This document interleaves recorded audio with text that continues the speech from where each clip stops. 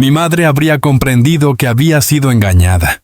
No fue traicionada únicamente por un periodista sin escrúpulos, sino también por los altos cargos de la BBC, que prefirieron mirar hacia otro lado en lugar de formular las preguntas incómodas que la situación exigía. Todo comenzó de manera discreta, con una tensión tan intensa que ni siquiera los muros del palacio pudieron contenerla. A puerta cerrada, William y Kate analizaron cuidadosamente las consecuencias, revisando años de lealtades quebradas, enfrentamientos privados y episodios que desearían no volver a recordar. Sus asesores recomendaron prudencia. Sin embargo, ambos sabían que ya no era posible seguir postergando esa decisión. Y cuando finalmente hicieron su anuncio, el impacto fue mucho más profundo de lo que cualquiera había imaginado. No se trataba de una simple actualización de la familia real. Era un punto de inflexión. Pero ¿qué fue exactamente lo que revelaron William y Kate, que empeoró la situación de Meghan de una manera tan inesperada?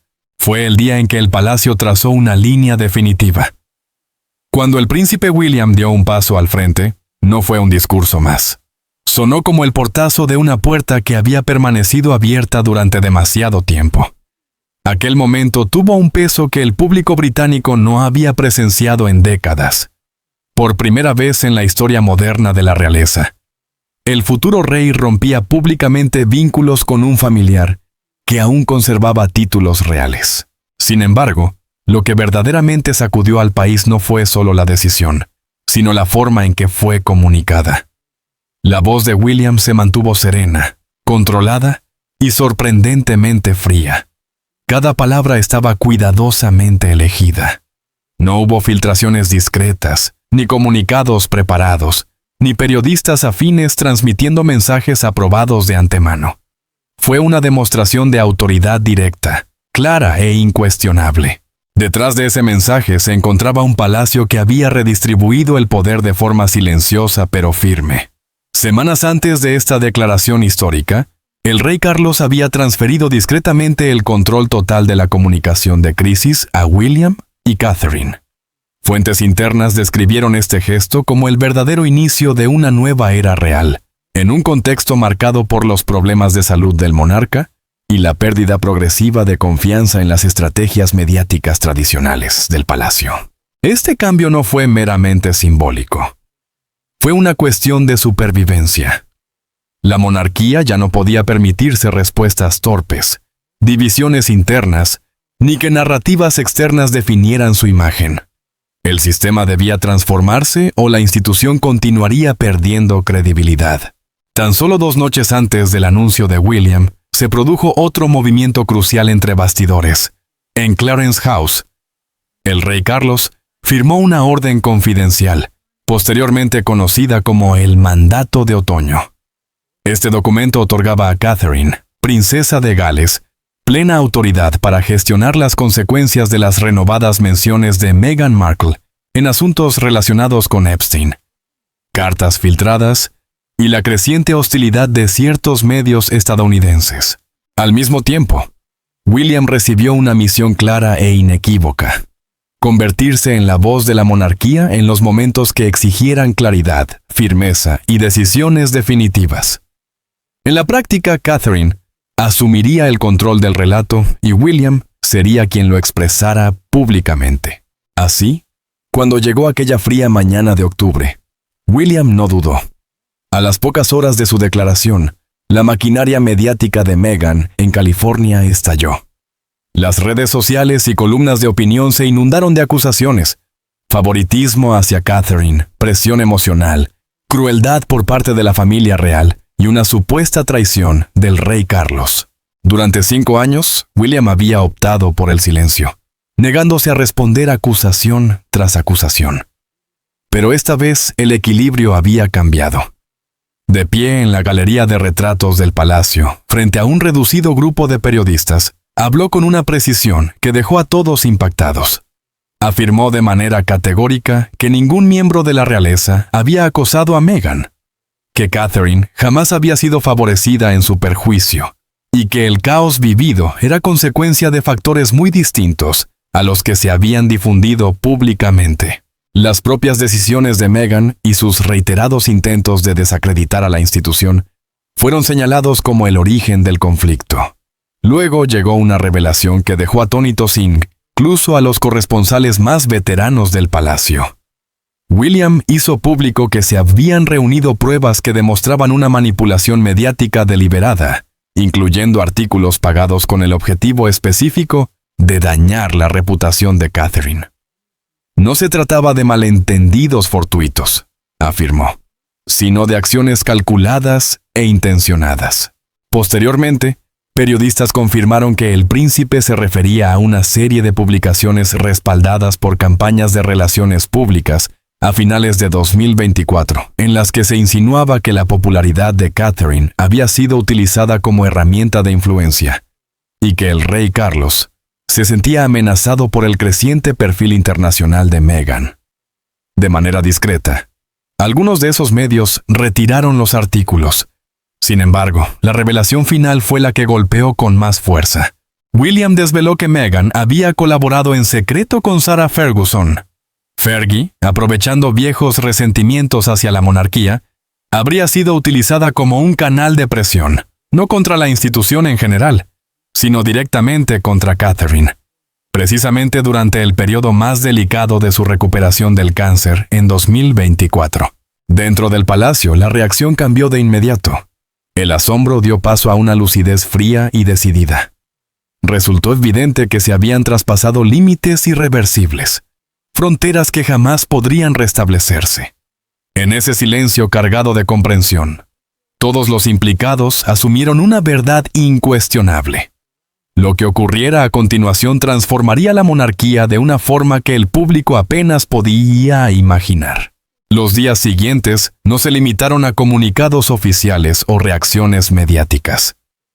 Señalaron el inicio de un nuevo capítulo en la historia real, uno marcado por la autoridad, la precisión y una determinación inquebrantable de proteger la institución, a la familia y al futuro mismo de la corona. Y entonces surgió la pregunta inevitable. ¿Qué fue exactamente lo que Fergie prometió a Meghan entre las paredes del palacio para llevar a William a trazar una línea imposible de borrar? Mientras el silencio se rompía y el príncipe William continuaba su discurso, sus palabras adquirieron un tono aún más firme, cortando la tensión como una hoja afilada. Dejó claro que cualquier intento de fracturar a la familia desde dentro ya no sería tolerado. Las maniobras destinadas a enfrentar a un miembro con otro, especialmente cuando alguno se encontraba emocionalmente vulnerable, fueron calificadas como inaceptables. Entre bastidores, un asistente explicaría más tarde que Sarah Ferguson atravesaba entonces un momento de fragilidad y era más susceptible a influencias de lo habitual. Aún así, el mensaje de William fue contundente. Sugirió que Meghan Markle no se limitaba a criticar a la monarquía desde la distancia, sino que estaba tejiendo alianzas, acumulando presión y utilizando esas relaciones en su propio beneficio. Entonces, Jake te dio un instante para el que nadie estaba preparado. William pronunció un nombre que cambió por completo el ambiente: el príncipe Andrew. Su voz no mostró emoción alguna, solo determinación. La transparencia, afirmó, no era una opción, sino una obligación. El mismo criterio aplicado al duque de York se aplicaría también a Meghan. Que el futuro rey mencionara a Meghan junto al miembro más desacreditado de la realeza moderna no fue casualidad. Fue un mensaje claro. Nadie, sin importar su título o vínculo familiar, estaría protegido de rendir cuentas. Según se dice, un murmullo de asombro recorrió la sala, pero William aún no había terminado. Cuando el tema giró hacia su hermano, su tono pasó de firme a definitivo. Declaró que no respondería más preguntas sobre el duque de Sussex, ni daría validez a historias o comentarios procedentes de Hollywood. Cualquier comunicación futura, aseguró, se llevaría a cabo en privado, no a través de cámaras, entrevistas o titulares. Había llegado al final de las defensas, de las explicaciones y de la espera. Y entonces pronunció la frase que confirmó lo que muchos temían. El vínculo entre los hermanos se había roto de manera irreversible. La corona, concluyó William, no podía seguir siendo arrastrada a cada tormenta creada fuera de los muros del palacio. Fue una referencia directa y calculada a las entrevistas en directo, a las acusaciones públicas y a las producciones cuidadosamente elaboradas que habían transformado un conflicto familiar privado en un espectáculo de alcance mundial. Muchas gracias a todos, muchísimas gracias. Que Dios los bendiga. En un giro poco habitual e inesperado, William habló de forma explícita sobre el príncipe Archie y la princesa Lilibet. Su tono se suavizó, aunque solo ligeramente. Los niños, afirmó, eran inocentes. Merecían tranquilidad. Merecían dignidad. Merecían una infancia protegida de la guerra mediática. Y si para salvaguardarlos fuera necesaria una intervención, la institución no dudaría en actuar. Funcionarios del palacio se apresuraron a aclarar que aquello no constituía una amenaza relacionada con la custodia. Era una advertencia. Los niños no serían utilizados como instrumentos dentro de ninguna estrategia mediática.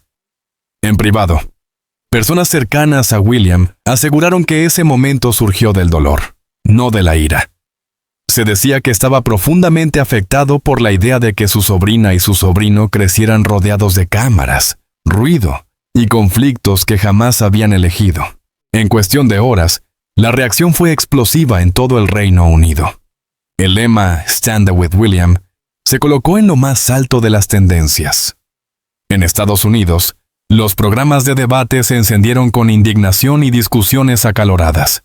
Las encuestas revelaron que el 72% de los británicos respaldaban la postura de William. El apoyo a Harry y Meghan cayó hasta el 18%, su nivel más bajo desde 2020. Dentro del Palacio de Buckingham no hubo celebraciones ni alivio, solo concentración absoluta, porque este momento no había sido improvisado.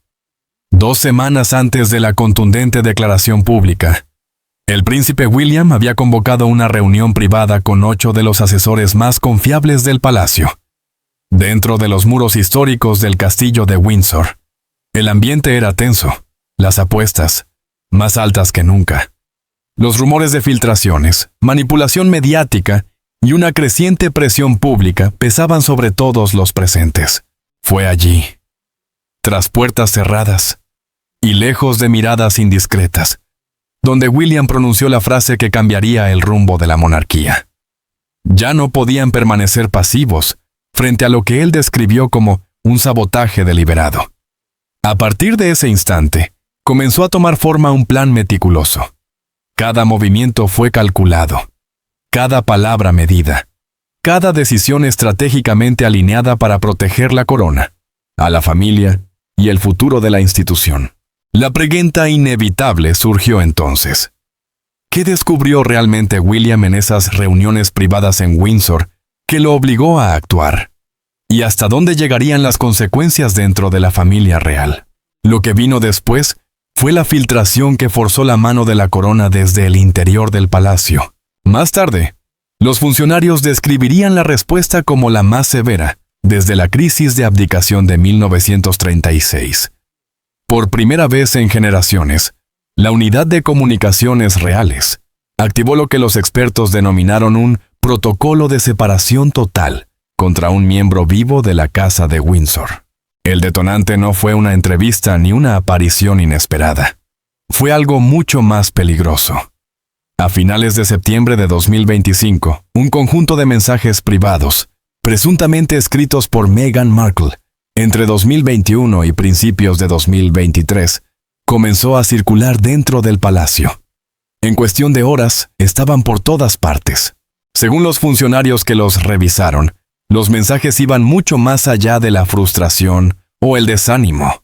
Incluían acusaciones de que el rey Carlos había sido emocionalmente distante durante los embarazos de Meghan y afirmaciones de que había promovido deliberadamente a Catherine, mientras permitía que Meghan quedara relegada a un segundo plano.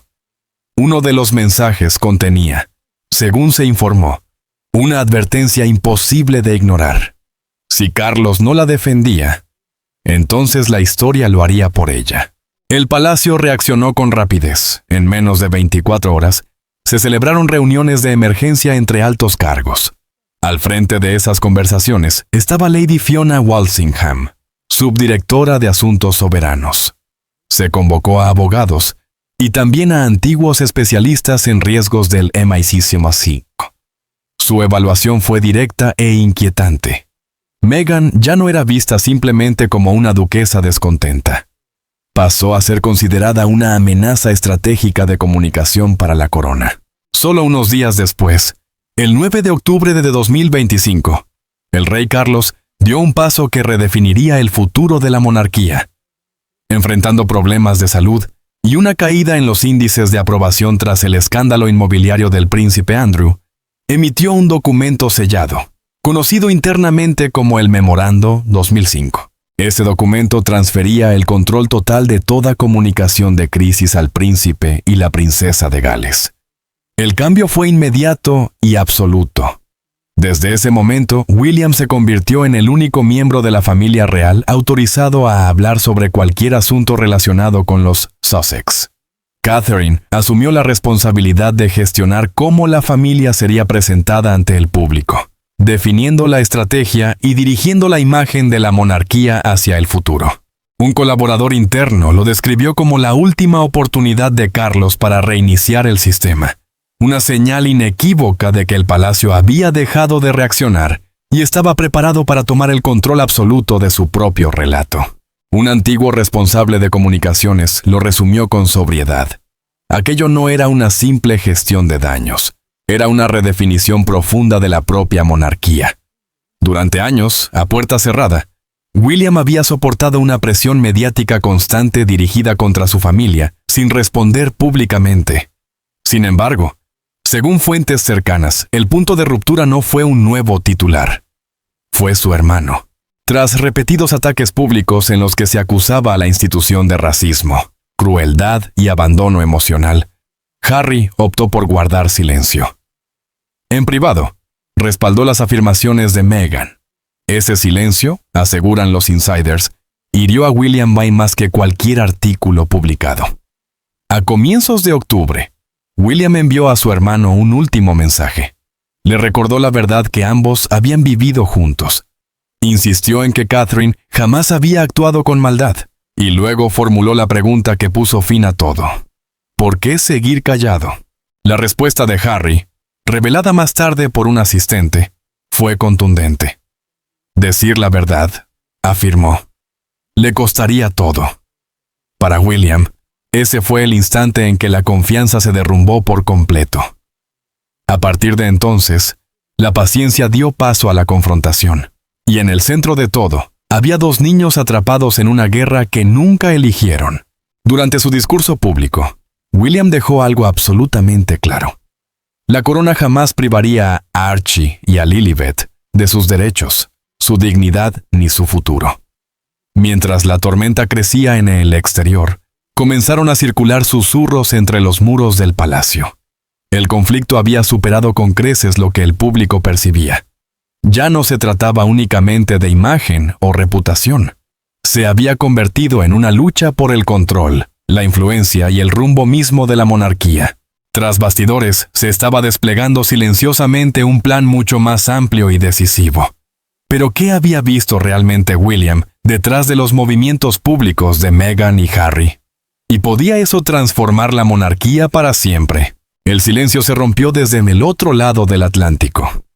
Por primera vez en décadas, la monarquía no se replegó en una cautelosa discreción. En su lugar, fijó su posición de forma pública e inamovible. Y apenas 72 horas después de que el anuncio de William sacudiera al Reino Unido, llegó una nueva oleada. Esta vez, desde miles de kilómetros de distancia, no desde Windsor, sino desde las colinas soleadas de Montecito, California. A las 8:01 de la mañana, hora del Pacífico, comenzó la contraofensiva. En Los Ángeles y Nueva York, los titulares aparecieron de forma coordinada. Las redacciones de entretenimiento se inundaron de exclusivas. Surgieron fuentes anónimas. Las llamadas del equipo de relaciones públicas de Meghan Markle hicieron sonar los teléfonos de Netflix, Spotify y de los principales medios de la industria de Hollywood. El mensaje estaba perfectamente sincronizado. Meghan rompe su silencio tras la crisis real. Sin embargo, ella misma no apareció aún en primer plano. Se trató de un movimiento inicial cuidadosamente controlado, diseñado para orientar el relato sin exponerla directamente. Detrás de escena, varias agencias confirmaron que su equipo llevaba meses preparando ese momento. Lo que siguió respondió a un esquema bien conocido de gestión de crisis en el mundo de las celebridades: desviar la culpa, reformular la historia y construir un futuro frente a la tormenta. La primera fase se centró en el sufrimiento y la resistencia. Puntos clave, cuidadosamente seleccionados, describían a una mujer que se sintió rechazada desde el momento en que ingresó a la vida real, que soportó una fuerte carga emocional, especialmente durante su segundo embarazo, mientras, según allegados, su salud mental era ignorada y sus ideas desestimadas. La segunda fase impulsó la reinvención. Los informes destacaron inversiones en bienestar, un libro infantil y la posible producción de una serie centrada en romper ciclos de trauma familiar. El mensaje, repetido casi palabra por palabra en distintos medios, era claro. Ella no necesitaba la corona. Estaba construyendo algo más allá de ella. Luego llegó la tercera fase: los niños. Una cita atribuida a una amiga cercana, publicada en Variety, fue directa al corazón. Todo lo que Meghan quería, decía la fuente, era criar a sus hijos en paz. Y cuando la institución actuó, su reacción no fue otra que la de una madre protegiendo a los suyos. 36 horas después, el Palacio de Kensington respondió, y no sonó como una institución dando marcha atrás. En una declaración poco habitual y sin adornos, los funcionarios rechazaron la idea de que movimientos calculados pudieran presentarse como victimismo. El palacio afirmó que no participaría en narrativas promovidas con fines comerciales. Las palabras fueron firmes y el mensaje inequívoco. Lo que siguió fue aún más frío. Según fuentes internas, el príncipe William dio entonces instrucciones a su equipo legal para que preparara acciones concretas. Un documento real confidencial, denominado internamente como una orden, fue remitido al Consejo Privado. Las peticiones eran amplias y contundentes. Retirar los títulos de los Sussex, recomendar a las embajadas británicas en todo el mundo que dejaran de reconocer a Meghan y Harry como miembros activos de la realeza, y suspender los privilegios reales vinculados a propiedades, ceremonias y protocolo. No se trataba de una reacción emocional ni de una expresión de dolor personal. Era una estrategia de salida con base constitucional. Fuera de los muros del palacio, las reacciones se fragmentaron. En Hollywood, algunos comenzaron a mostrarse cautelosos. Altos ejecutivos admitieron en privado que el público empezaba a cansarse de la historia. Un intermediario que había negociado directamente con los representantes de Meghan en 2023 fue tajante. Gritar puede captar atención, pero destruye la confianza. Otros fueron aún más duros en sus comparaciones. Una institución global frente a plataformas globales. La historia frente a los hashtags. Sin embargo, no todas las puertas se cerraron. Una importante editorial de Nueva York aceleró los planes para las memorias de Meghan. Una empresa de podcasts retomó conversaciones para una serie limitada que prometía su versión de la vida real. El negocio de contar la historia seguía muy vivo. En Londres, el rey Carlos y la princesa Catherine no dijeron absolutamente nada. Su silencio no era duda. Era una decisión calculada. Fuentes del palacio confirmaron que William contaba con la plena autoridad del rey para hablar en nombre de la corona en todo lo relacionado con los Sussex. Y mientras la guerra mediática se intensificaba a ambos lados del océano, algo quedó claro. Esto ya no era un desacuerdo familiar.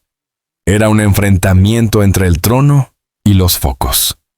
Y ninguna de las dos partes parecía dispuesta a ceder. Y ahora, con el trono en silencio y el foco mediático en plena efervescencia, ¿quién posee realmente el poder? ¿Y qué sucederá a continuación en este choque real? Sigan atentos. El regreso que lo cambió todo. Mientras la batalla mediática ardía al otro lado del Atlántico, en Gran Bretaña se desarrollaba un mensaje muy distinto.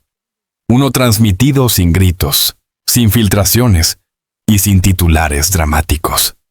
3 días después de la ofensiva mediática de Meghan en Hollywood, la princesa Catherine regresó discretamente a sus funciones públicas. No eligió una alfombra roja ni una gala, sino un centro oncológico pediátrico en Oxford. Su llegada fue serena, pero imposible de ignorar. Las enfermeras se detuvieron, los padres alzaron la vista, los niños la observaron con ojos grandes y curiosos. Catherine recorrió las salas con suavidad, hablando en voz baja, escuchando con atención y tomando pequeñas manos con una calidez firme y constante. El amor que recibimos en nuestros primeros años moldea profundamente en quienes nos convertimos. Hubo, además, un detalle que las cámaras no pasaron por alto. En su atuendo llevaba prendido un pequeño broche con forma de ancla. No era llamativo ni casual. Los expertos en moda real lo interpretaron de inmediato como un gesto intencionado. Un símbolo de estabilidad en medio del caos. Un mensaje sin palabras. Durante la visita, un niño la miró y le hizo una pregunta que atravesó todos los titulares y acusaciones que giraban fuera de esas paredes. ¿Estás bien? Catherine sonrió y respondió con sencillez. Estoy muy bien, gracias. A veces todos tenemos que ser fuertes, ¿verdad? Esas 7 palabras se propagaron rápidamente por todo el país, convertidas en algo más que un gesto de consuelo. Para muchos, fueron una respuesta suave pero firme al relato que se estaba construyendo al otro lado del océano. No desesperación, no debilidad, sino calma y fortaleza. Sin embargo, la señal más contundente enviada por el palacio en esos días no iba dirigida a Meghan. Estaba destinada al príncipe Harry. En una sesión informativa privada que más tarde se filtró a The Times, un alto asesor resumió la postura de William con una claridad implacable. Su padre, ¿y por qué consideraba que ese fin de semana era tan decisivo? La familia podía asumir el dolor y las diferencias, pero la traición era algo completamente distinto. Poco después, se conoció el mensaje que William dirigió al personal a puerta cerrada, reproducido casi palabra por palabra. Harry seguía siendo su hermano, pero su nombre ya no podía utilizarse para perjudicar a la corona. Fuentes internas aseguran que no se trataba de palabras vacías. Según personas dentro del palacio, Harry se enfrenta ahora a su última advertencia. Si continúa siguiendo la misma estrategia mediática junto a Meghan, corre el riesgo de perder mucho más que el favor del público. Reconocimiento oficial, funciones reales, privilegios ceremoniales y quizá lo más doloroso, cualquier lugar futuro en el legado a largo plazo de la familia. Un asesor lo expresó sin rodeos. Debe elegir entre el drama y la dinastía. Mientras William protagonizaba una de las rupturas familiares más contundentes de la historia real moderna, la atención se dirigió inevitablemente hacia la mujer, que permanecía a su lado. Catherine ya no era solo una presencia discreta en momentos privados o actos públicos. Había asumido un papel que en otro tiempo encarnó la reina Isabel II. Un eje de autoridad moral, serenidad y equilibrio emocional. Y lo hizo sin discursos. Su primera aparición destacada tras la declaración de William tuvo lugar en la gala de la Fundación St. Bartholomew. Llegó sin alboroto, vestida con un sencillo vestido color crema, sin tiara y sin ostentación. El único símbolo que llevaba era una amapola blanca. Paz, memoria y contención. Un corresponsal real escribiría más tarde que la sala pareció enfriarse en el instante de su entrada, no por distancia, sino por claridad.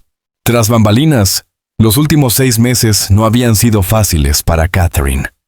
Había compaginado la crianza de 3 hijos, el apoyo al rey Carlos durante su tratamiento, y una agenda oficial que, según varias fuentes, prácticamente se había duplicado.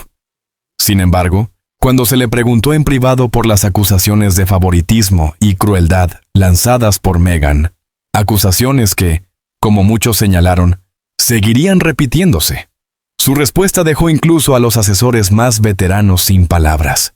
Dijo que perdonaba a Meghan, pero que se negaba a aceptar una culpa que no le pertenecía. No fue una negación, fue un límite. Los historiadores coinciden ahora en que el cambio dentro de la monarquía es imposible de ignorar. Mientras Carlos continúa siendo el rey por derecho, Catherine se ha convertido en algo distinto. Una figura de confianza, peso emocional y liderazgo silencioso. Según encuestas realizadas por The Times y YouGov, más del 76% de los británicos la consideran hoy el miembro más confiable de la familia real, por encima de cualquier otro representante vivo de la corona. Y mientras las cámaras siguen sus pasos firmes hacia adelante, muchos dentro del palacio se hacen la misma pregunta en silencio. Si Catherine ya carga con el peso, ¿cuánto tiempo pasará antes de que el mundo admita que también sostiene la corona? Ahora que Catherine ejerce con discreción una autoridad basada en la confianza, podría ser ya el verdadero poder detrás del trono. El instante en que el aire cortó el vínculo, en una sala cerrada del Palacio de Kensington, el príncipe William no alzó la voz. No hizo falta. Quienes estuvieron presentes relataron después que el silencio previo a sus palabras pesaba más que cualquier discusión. Entonces pronunció la frase que puso fin a años de incertidumbre. A partir de ese día, la familia real rompería de manera definitiva todos los vínculos oficiales con Meghan Markle. No habría respuestas, ni reconocimientos, ni menciones de declaraciones emitidas en nombre de la realeza, por ella o por cualquier persona que actuara en su nombre. La línea no era simbólica, era definitiva. Por primera vez ese límite no se detuvo con Meghan, alcanzó también a su propio hermano. Detrás de la decisión de William, no hubo un solo incidente aislado, sino un largo historial de tensiones que, silenciosamente, se habían endurecido hasta volverse irreparables.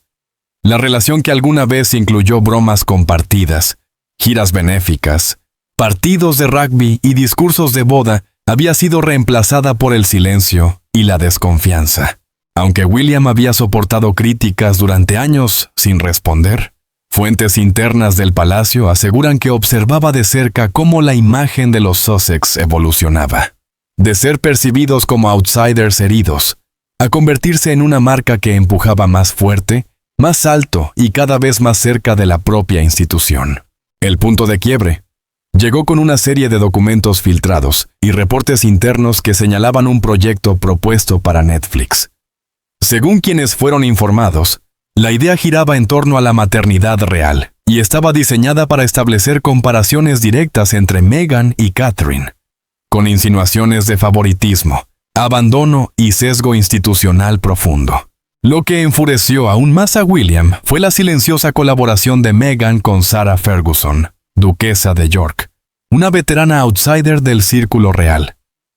Según fuentes internas, Ferguson había actuado como asesora informal, utilizando viejos resentimientos para intensificar ataques dirigidos a Catherine. William describió esto en privado como algo mucho más serio que mera publicidad. Para él, parecía una campaña deliberada. Luego llegó un momento que incluso los asistentes más cercanos no vieron venir. Durante una aparición en Hollywood, Harry criticó abiertamente a la monarquía y mencionó directamente a William. Según fuentes del palacio, el contenido se interpretó como una grave violación de la confianza, especialmente porque William creía que distorsionaba realidades privadas y reducía complejas dinámicas familiares a acusaciones simplificadas ante el público. En lugar de reaccionar emocionalmente, William se retiró con precisión. Les dijo a sus colaboradores que lamentaba las decisiones de su hermano, pero que ya no seguiría reparando daños creados en otros lugares.